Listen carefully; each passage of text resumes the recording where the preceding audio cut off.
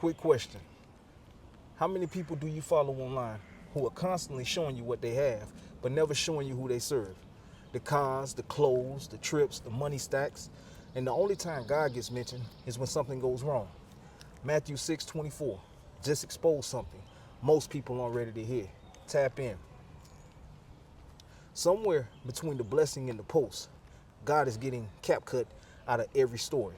Matthew 6:24 touches on just that. Jesus is speaking directly when he says, no man can serve two masters. Either you will hate the one and love the other, or you will be devoted to the one and despise the other. You cannot serve both God and money. And notice something important. Jesus doesn't say it is difficult to serve two masters. He doesn't say it is challenging. He says it's impossible. Impossible. One will always win. So the question sitting in front of everybody watching this right now is, which one is winning in your life? Look around at what's going on in today's world. Success has become a performance, not an achievement, a performance. People aren't just winning anymore. They are broadcasting the win for the whole world to see immediately, loudly, repeatedly. And listen, there's nothing wrong with celebrating. There's nothing wrong with sharing good news. But somewhere between the blessing and the post, God is getting completely edited out of the story. The caption says, I work hard to get here. The caption says, nobody believed in me, but look at me now. The caption says, this is what dedication looks like, and not one word about the God who gave the breath, the mind, the opportunity, and the strength to get there. That's not celebrating success. That's taking credit for something that you did not do alone. And here's what's wild about this.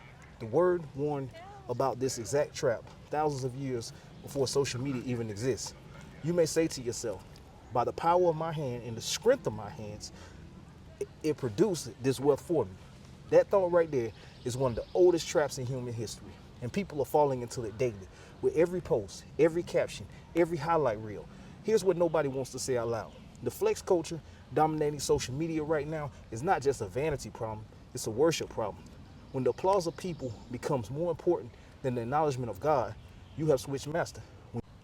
When your self-worth is tied to the number of likes on your latest post, you have switched masters. When you're making financial decisions based on how things will look online instead of asking God for guidance, you have switched masters. And most people don't even realize it happening. Now here's where Matthew 6:24 gets really interesting, because this verse doesn't just apply to rich people. It applies to people chasing riches, hustle culture, the grind culture. It applies to people who don't have the car yet but are already planning the post. The people who don't have the house yet but are already picking the angle of the photo. The people who are working towards success for the wrong master because before they've even achieved anything yet. Let's think about that. The master you choose at the bottom determines who you serve at the top. If money is your master in the struggle, then money will be your master in success. And Proverbs 10:22 is clear about what that costs you. The blessing of the Lord makes one rich, and he has no sorrow with it. God's blessings come with peace attached.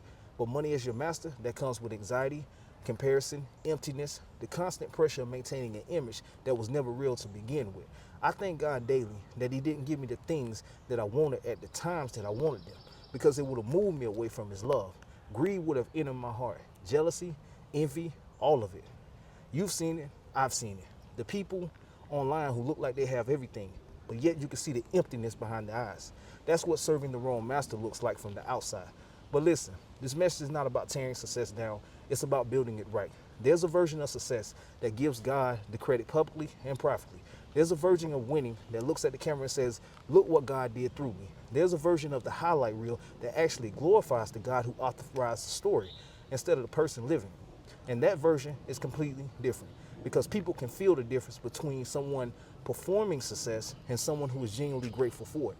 Authenticity in a world full of performance stands out every single time because it's real. And real is the rarest thing on the planet right now.